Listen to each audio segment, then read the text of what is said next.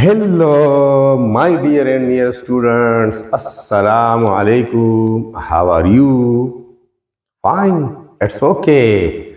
Students, I am here in front of you for a new topic to discuss and explain. आज हमारा topic है इस chapter की basics के मुतालिक और चैप्टर का नाम है स्टाइकोमेट्री। इस पर बहस होगी।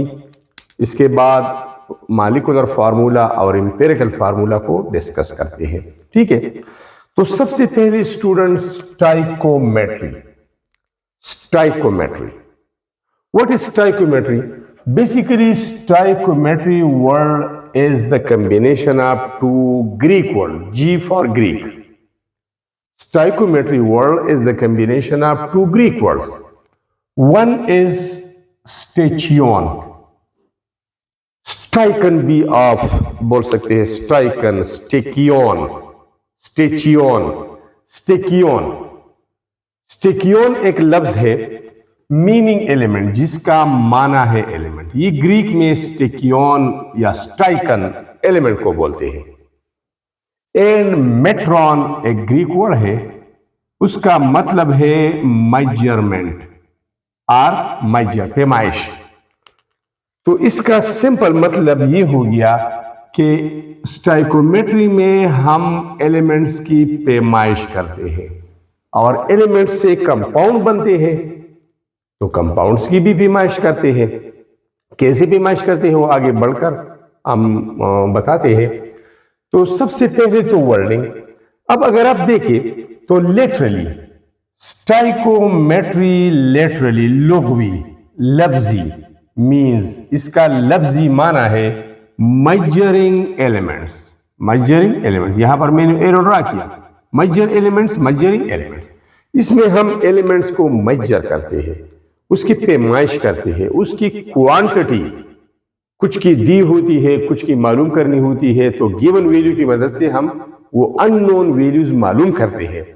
तो लिटरली लुगवी माना या लफ्जी माना इसका हो गया मेजरिंग एलिमेंट्स। इसमें हम एलिमेंट्स और उसके जो कंपाउंड्स होते हैं उसके मेजरमेंट कहते हैं। अब पूरा डिफिनीशन कुछ यूं होगा, द ब्रांच ऑफ केमिस्ट्री। ये केमिस्ट्री का एक शाख है, एक ब्रांच है। दे डील्स, जो ताल्लुक रखता है विद द क्वांटिटेटिव, क्वांटिटेटिव मकदारी। एक लफ्ज होता है क्वालिटेटिव, मायारी, एक होता है क्वांटिटेटिव, मकदारी। क्वालिटी मायार, क्वांटिटी मकदार। जैसा कि आप देख सकते हैं पेट्रोल पंप्स, ये जो फिलिंग स्टेशन होते हैं उस पर लिखा होता है मायार और मकदार का जामिन। मायार और मकदार, इसका मतलब ये होता है कि हमारा मायार भी ठीक है, बेस्ट क्वालिटी फ्यूल हम देते हैं, और मकदार भी पूरा, जब 1 लीटर डालते हैं तो वो 1 लीटर ही होता है, कम नहीं डालते। जामिन, जमानत देने वाला। तो मतलब मेरा ये था कि क्वांटिटी का मतलब है मकदार। रिलेशनशिप, ताल्लुक बिटवीन रिएक्टेंट्स एंड प्रोडक्ट्स। लेकिन शर्त इसमें यह है, in a balanced chemical equation. Students, जब हमें बैलेंस केमिकल इक्वेशन दिया गया होता है और हमसे पूछा जाता है कि फ्लॉ रिएक्टेंट की मकदार इतनी है, प्रोडक्ट की कितनी होगी, या इतने प्रोडक्ट को बनाने के लिए रिएक्टेंट की मकदार कितनी दरकार होगी, तो ये हम स्टाइकोमेट्री की मदद से कर सकते हैं। दोबारा डिफिनीशन की तरफ चलते हैं। The branch of chemistry that deals with the quantitative relationship between reactants and products in a balanced chemical equation. असल में स्टाइकोमेट्री में हम एक बैलेंस केमिकल इक्वेशन में रिएक्टेंट्स और प्रोडक्ट्स की मकदार को परखते हैं, उसको स्टडी करते हैं। तो यहां पर एक एग्जांपल लेते हैं। बात हो रही है बैलेंस केमिकल इक्वेशन की। तो एक होता है बैलेंस केमिकल इक्वेशन और एक होता है simple chemical equation. Chemical equation, the symbolic representation of a chemical reaction is known as chemical equation. R. The shorthand way, मुख्तसर तरीका of expressing a chemical reaction by symbols of elements and formula compounds.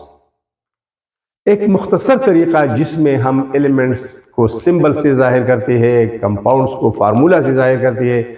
इस shortcut मुख्तसरन तरीके को हम, या इसके लिखने को हम, या इसके रिप्रेजेंटेशन को हम क्या बोलते हैं? Chemical equation. अब balance chemical equation, an equation in which the total number of atoms of each element on the left side of the arrow is equal to total number of atoms of each element on the right side of the arrow, or simply left side पे हम इसको reactants बोलते हैं और right side वाले को products बोलते हैं। वो हो मसावात, वो हो इक्वेशन जिसमें हर एक एलिमेंट के एटमों की तादाद लेफ्ट साइड मतलब रिएक्टेंट साइड और प्रोडक्ट साइड पर बराबर होती है, उसको हम कहते हैं बैलेंस केमिकल इक्वेशन। और ये हम क्यों बराबर करते हैं? क्योंकि हमारे पास है law of conservation of atom. वो कहता है during a chemical reactions atoms can neither be created nor destroyed. जब एक प्रोसेस होता है तो न केमिकल रिएक्शन के दौरान न एटम्स क्रिएट होते हैं और न जो और हमने लिए हैं वो खत्म हो सकते हैं, बल्कि total number of atoms of each element before reaction is equal to total number of atoms of each element after sorry for inconvenience। तो इसका मतलब ये होता है कि before reaction total atoms of reactants ये बराबर होते हैं after reaction total atoms of products की। ठीक है, अब यहां पर एक बैलेंस इक्वेशन मैंने लिया है ये वाला। अब जरा देखें, इसमें है हाइड्रोजन लेफ्ट साइड पे है 2 2s और 4 हाइड्रोजन है, यहां पर भी है 2 2s और 4। मैंने ऑलरेडी बैलेंस किया है, इसका तरीका भी है, आपको समझा दूंगा। ऑक्सीजन 2 है O2, ये 2 ऑक्सीजन के लिए काउंट होता है, यहां पर भी 2 है, तो ये एक बैलेंस केमिकल इक्वेशन है। ठीक है, इसमें number of atoms on the left side is equal to total number of atoms on the right side. हर एलिमेंट के एटमों की तादाद बराबर है। ठीक है, अब अगर आप मोल की बात करते हैं, मोल हमारा इस चैप्टर में टॉपिक होगा, तो ये 2 जो लिखा है कोएफिशिएंट, ये हमें नंबर ऑफ मोल्स रिप्रेजेंट करते हैं। तो इसका मतलब ये है कि 2 moles of hydrogen combine with, यहां पर कोएफिशिएंट नहीं है तो ये 1 जाहिर करता है 1 मोल ऑफ ऑक्सीजन। जब 2 मोल हाइड्रोजन 1 मोल ऑक्सीजन के साथ कंबाइन होते हैं, रिएक्ट कर जाते हैं, तामुल करते हैं, तो एज अ रिजल्ट हमें 2 मोल्स वाटर ऑब्टेन होता है। इसका मतलब यह है कि जब 2 मोल हाइड्रोजन को 1 मोल ऑक्सीजन के साथ हम मिलाते हैं, इग्नाइट करते हैं, तो एज अ रिजल्ट नतीजतन 2 मोल वाटर हमें हासिल होते हैं। ठीक है, अब अगर मास की बात हम करते हैं तो हाइड्रोजन का एटॉमिक मास, जिसको हम रिलेटिव एटॉमिक मास भी बोलते हैं, वो है 1। यहां पर हाइड्रोजन है 2 2s और 4, तो 4 हाइड्रोजन की एटॉमिक मास होगा 4, ये 4। और ऑक्सीजन का एटॉमिक मास होता है 16। अब यहां पर ऑक्सीजन 2 है तो 16 मल्टीप्लाइड बाई 2, ये 32 हो गया। अब वाटर का मॉलिक्यूलर मास अगर हम निकालते हैं, मॉलिक्यूलर मास, इस मॉलिक्यूल में जितने भी एटम्स हैं, इन सारे के एटॉमिक मासेस को जमा करें, उसका मजमूआ जो आएगा वो मॉलिक्यूलर मास कहलाएगा। हाइड्रोजन का एटॉमिक मास 1 है, 2 हाइड्रोजन है वाटर में तो इसका 2 हो गया। ऑक्सीजन का एटॉमिक मास 16 है, 16 और 2 18, और ये 2 मोल्स वाटर है, 2 मल्टीप्लाइड बाई 18 तो 36 आता है, ये वाला 36। अब बात को समझिए, जब 4 ग्राम हाइड्रोजन 32 ग्राम ऑक्सीजन के साथ रिएक्ट करता है तो एज अ रिजल्ट 36 ग्राम पानी हमें हासिल होता है। अब अगर कोई पूछे कि 36 ग्राम वाटर बनाने के लिए 4 ग्राम हाइड्रोजन दरकार है, लेकिन अगर हमने 50 ग्राम पानी बनाना है तो इसके लिए कितना हाइड्रोजन दरकार होगा, तो इस बैलेंस इक्वेशन की मदद से हम ये कैलकुलेट कर सकते हैं। This is called stoichiometry. अगर सवाल पूछा जाए कि 60 ग्राम पानी बनाने के लिए ऑक्सीजन कितना दरकार होगा, तो जाहिर है 36 ग्राम के लिए 32 दरकार है, तो 60 के लिए कितना होगा, ये हम कैलकुलेट करते हैं from this balance chemical equation with the help of this given balance equation. This art, this fun, this method, this हुनर इज कॉल्ड स्टोइकोमेट्री। तो स्टूडेंट्स, जब हमें बैलेंस इक्वेशन दिया गया होता है तो अगर एक रिएक्टेंट की मिकदार मालूम हो, दूसरी की ना मालूम हो, हम कैलकुलेट कर सकते हैं। अगर रिएक्टेंट्स की मिकदार दी गई हो, प्रोडक्ट को मालूम करना हो, हम मालूम कर सकते हैं। अगर प्रोडक्ट की मिकदार दी गई हो, रिएक्टेंट्स का मालूम करना हो, तो हम बिल्कुल मालूम कर सकते हैं, बशर्त ये कि बैलेंस केमिकल इक्वेशन दिया गया हो। अगर बैलेंस भी ना हो लेकिन इक्वेशन दिया गया हो तो हम अपनी तरफ से बैलेंस करते हैं। ठीक है, अब ये बात वहां तक ठीक है। अब आते हैं फार्मूला की तरफ। तो एक हमारे पास होता है केमिकल फार्मूला, कीमियाई फार्मूला। कीमियाई फार्मूला, कीमियाई formula the symbolic representation of a compound. एक कंपाउंड को ग्रुप ऑफ सिंबल्स के जरिए जाहिर करना। सिंबल्स एलिमेंट्स के लिए होते हैं, कंपाउंड के लिए फार्मूला होता है। तो chemical formula the symbolic representation of a compound. एक कंपाउंड है, उसको सिंबल्स के जरिए हम जाहिर करते हैं। जैसा कि वाटर है, एक कंपाउंड है, तो उसका सिंबॉलिक रिप्रेजेंटेशन है H2O, ये उसका फार्मूला है। कार्बन डाइऑक्साइड है, नाम है, अब इसका केमिकल फार्मूला है CO2। लेकिन इस केमिकल फार्मूले की दो बुनियादी अक़साम है, यहां पर उसकी डिस्कशन हो रही है। एक फार्मूला है मॉलिक्यूलर फार्मूला और दूसरा है एम्पिरिकल फार्मूला। आज हम ये जानेंगे, सिर्फ और सिर्फ ये जानेंगे। ठीक है, molecular formula, the type of chemical formula which shows the exact बिल्कुल सही और एक्चुअल हकीकी सही number of atoms of each element in A molecule. वो फार्मूला जो हमें एक मॉलिक्यूल में हर एक एलिमेंट की एटमों की सही तादाद को जाहिर करता है, बताता है, उसके बारे में मालूमात फराहम करता है, उसको हम कहते हैं मॉलिक्यूलर फार्मूला। ठीक है, एग्जांपल लेते हैं ताकि आपको समझ आ जाए आसानी के साथ। एग्जांपल है हाइड्रोजन पर ऑक्साइड, एक कंपाउंड का नाम है, एक मॉलिक्यूल का नाम है। अब इसका मॉलिक्यूलर फार्मूला है H2O2।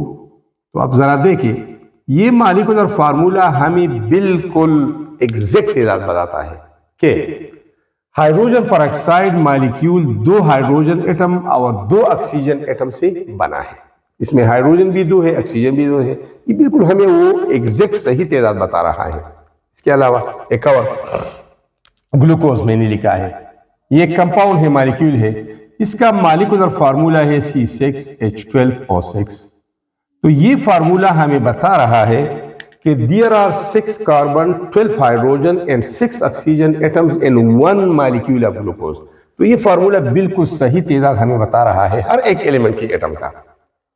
तीसरे नंबर पर आता है बेंजीन, ये भी एक मॉलिक्यूल है। अब यहां पर इसका मॉलिक्यूलर फार्मूला है C6 और H6। तो जरा देखें, ये फार्मूला हमें बिल्कुल सही तादाद बता रहा है कार्बन का और हाइड्रोजन की एटमों का। ये हमें दिखाता है कि 1 benzene molecule is composed of 6 carbon and 6 hydrogen. ठीक है, एक बेंजीन मॉलिक्यूल 6 कार्बन और 6 हाइड्रोजन एटम का बना होता है। और there are 6 carbon and 6 hydrogen atoms in 1 benzene molecule. तो ये हमें एटमों की बिल्कुल वो सही तादाद, एक्चुअल नंबर, एग्जैक्ट नंबर बता रहा है।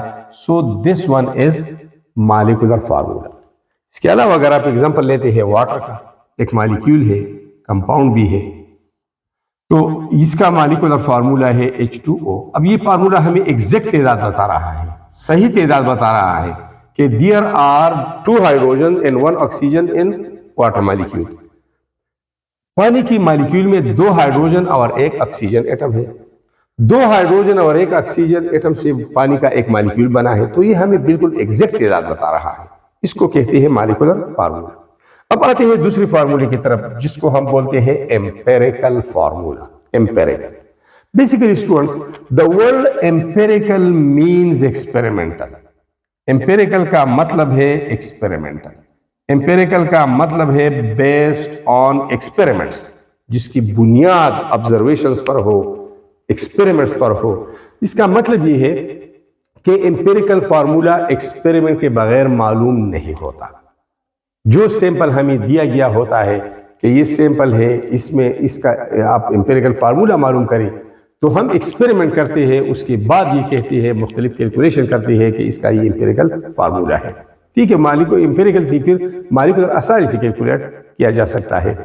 Empirical, the word empirical means experimental, और the word empirical means based on observations and experimentations. ठीक है, डिफाइन करते हैं the type of chemical formula which shows simplest, सादा, सादा तरीन, होल नंबर, यहां पर होल आ गया है, होल मुकम्मल, 1 2 3 4 5 6 मुकम्मल नंबर का मतलब है, जीरो हम नहीं लेते। होल नंबर मैथमेटिक्स में जीरो से शुरू होते हैं, लेकिन यहां पर जीरो नहीं। अगर हमने जीरो लिया तो हमने कुछ नहीं लिया, तो फिर फार्मूला किस चीज का होगा? ठीक है, होल नंबर बस मुकम्मल अदद 1 2 3 4 5 6, इसमें फ्रैक्शन नहीं होंगे, इसमें डेसिमल नहीं होंगे। Ratio between atoms of each element, ये हमें मुकम्मल तादाद नहीं बताता एटम्स का, एक्चुअल और एग्जैक्ट नंबर नहीं बताता, बल्कि रेशो बताता है कि कौन से रेशो में ये एटम्स मिलकर एक मॉलिक्यूल बनाते हैं। तो ये हमें बताता है सिंपल रेशो बिटवीन एटम्स, लेकिन ये रेशो होगा होल नंबर रेशो। अब आगे चलकर एग्जांपल लेते हैं। एग्जांपल ये है, हाइड्रोजन परऑक्साइड का मॉलिक्यूलर फार्मूला तो ऊपर हमने पढ़ा है, H2O2 है ये वाला। ठीक है, अब इसका एम्पिरिकल क्या होगा? ये वैल्यू यहां पर B2 है, यहां पर B2 है, 2 से डिवाइड करें, ये भी 1 आ जाएगा, ये भी 1, यहां पर रेशो आ गया 1:1। तो हम ऐसा कह सकते हैं कि हाइड्रोजन परऑक्साइड के मॉलिक्यूल के बनाने में हाइड्रोजन और ऑक्सीजन का रेशो 1:1 होगा। मतलब जब हम एक हाइड्रोजन लेते हैं तो एक ऑक्सीजन लेते हैं, अगर हाइड्रोजन 2 हो गई, ये भी 2 होते हैं, ये 3 है तो ये भी 3 है, 4 है 4 है, 5 है 5 है, 6 है और 6, 1:1 रेशो में ये मिलते हैं। इसके अलावा ग्लूकोज, जिसका मॉलिक्यूलर फार्मूला हमने ऊपर पढ़ा, C6H12O6 है।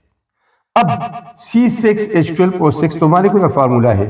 अब अगर आप देखें तो 6 यहां पर है, 12 यहां है, 6 यहां है, इनको हम 6 से डिवाइड कर सकते हैं, एक ही नंबर से डिवाइड कर सकते हैं। 6 को 6 से डिवाइड करें तो 1 आ जाएगा, 12 को 6 से डिवाइड करें 2 आ जाएगा, 6 को 6 से डिवाइड करें तो 1 आ जाएगा। ठीक है, तो C1H2O1 is the empirical formula of glucose, और ये रेशो की शक्ल में हम इस तरह लिखते थे 1:1। इसका मतलब ये है कि जब भी ग्लूकोज मॉलिक्यूल बनता है कार्बन हाइड्रोजन ऑक्सीजन से, तो यही रेशो इनकी एटम्स के दरमियान होगा। ये फर्स्ट वन और लास्ट वन एक ही तादाद में होंगी। फर्स्ट वन क्या है? कार्बन। लास्ट वन क्या है? ऑक्सीजन। जब कार्बन एक है, ऑक्सीजन एक होगा, और ये मिडल वन इसका डबल होगा, मिडल वन हाइड्रोजन है। जब ये 2 है तो ये भी 2 होंगे, और ये डबल ले ले 4, 3, ये भी 3, और ये 3 2s are 6, अगर ये 4, ये भी 4, 4 2s are 8, ये 8 होते हैं हाइड्रोजन। अगर ये 5 है, ये भी 5 है, 5 2s are 10 ये होंगे। अगर ये 6 है, ये भी 6 होंगे, 6 2s are 12। तो इधर वापस वो मॉलिक्यूलर फार्मूला आता है। Molecular formula just the multiplication of empirical formula, multiple होता है, एम्पिरिकल का मल्टीपल होता है। ठीक है, तो ये हमें सिंपल रेशो बताता है कि कौन कौन सी किस रेशो में ये एटम मिलकर एक मॉलिक्यूल बनाते हैं। अब आते हैं कुछ कंपाउंड्स ऐसे हैं, कुछ मॉलिक्यूल्स ऐसे हैं जिनके मॉलिक्यूलर और एम्पिरिकल फार्मूला एक जैसे हैं, वो सिंप्लीफाई नहीं हो सकते। उनकी भी एग्जांपल है compounds having the same molecular and empirical formulas. अगर हम बात करें वाटर की, ammonia, carbon dioxide and methane की, तो वाटर का फार्मूला है H2O, अमोनिया का है NH3, कार्बन डाइऑक्साइड का मॉलिक्यूलर फार्मूला CO2 है, मीथेन का CH4 है। अब ये मजीद सिंपल नहीं हो सकता।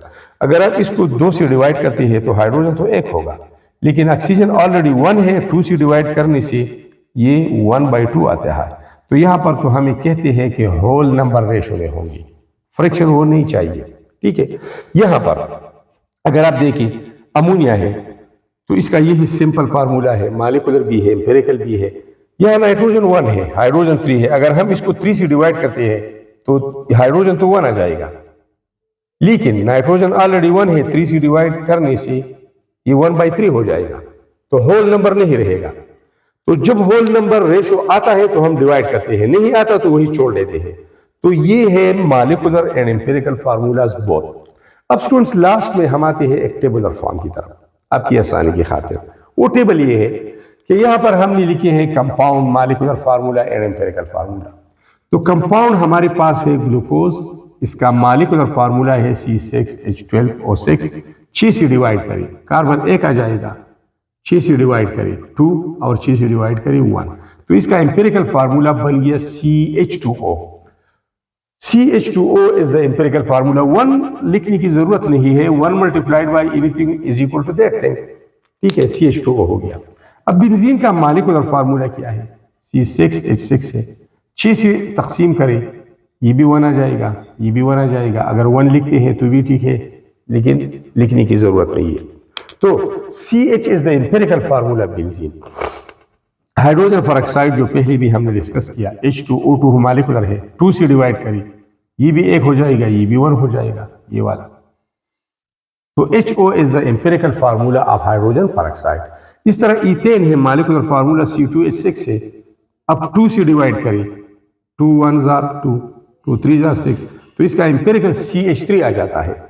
होल नंबर है, यहाँ पर कार्बन 1 है, हाइड्रोजन 3 है, तो ये होल नंबर है, ठीक है। यहाँ पर हमें होल नंबर का बताया गया है। इस तरह वाटर, इसका मॉलिक्यूलर BH2O है, एम्पिरिकल BH2O है, इसको मजीद सिंप्लीफाइड नहीं कर सकते। कार्बन डाइऑक्साइड का मॉलिक्यूलर भी CO2 है और एम्पिरिकल भी CO2 है। तो कुछ कंपाउंड्स के मॉलिक्यूलर और एम्पिरिकल फार्मूलाज एक जैसे होते हैं। अगर आपसे पूछा जाए एग्जाम में कि write down the names of those compounds having the same molecular and empirical formulas, तो आप ये नाम लिख सकते हैं along with their molecular and empirical formulas. अब आते हैं कुछ कॉमन एलिमेंट्स और कॉमन कंपाउंड्स की तरफ, उनके मॉलिक्यूलर फार्मूलाज को डिस्कस करते हैं। तो ये है एलिमेंट, इसका फार्मूला एलिमेंट हाइड्रोजन, इसका फार्मूला है। अब आप कहेंगे कि एलिमेंट का तो सिंबल होता है, ठीक है, सिंबल होता है। Elements are represented by their symbols, उनके लिए सिंबल होता है, या तो 1 लेटर होता है और या 2 लेटर्स का कॉम्बिनेशन होता है। पहला बड़ा होता है कैपिटल, दूसरा स्मॉल लेटर होता है। लेकिन कुछ ऐसी एटम्स एलिमेंट्स है जो कि ज्यादा एटम्स के बने होते हैं और वो प्री एग्जिस्ट कर सकते हैं, ठीक है। तो हाइड्रोजन तो एटॉमिक स्टेट में नहीं रह सकता, इसका एटॉमिक नंबर 1 है, पहले शेल में 1 इलेक्ट्रॉन है, इनकम्प्लीट है। दूसरा हाइड्रोजन उसके साथ 1 इलेक्ट्रॉन शेयर करता है, सिंगल कोवेलेंट बॉन्ड बनाता है और हाइड्रोजन एटम हाइड्रोजन मॉलिक्यूल में कन्वर्ट होते हैं। अब H2 normal temperature normal pressure पे प्री एग्जिस्ट कर सकता है, आजादाना हालत में रह सकता है, तो इसको हम मॉलिक्यूल फिर बोलते हैं। और वो मॉलिक्यूल जो 2 एटम के बने होते हैं उसको हम डाई एटॉमिक मॉलिक्यूल बोलते हैं। तो हाइड्रोजन का सिंपलेस्ट ये है H2, ऑक्सीजन का फार्मूला O2 है, सिंबल उसका O होगा। नाइट्रोजन का सिंबल N है लेकिन फार्मूला N2 है क्योंकि ये डाई एटॉमिक स्टेट में होता है।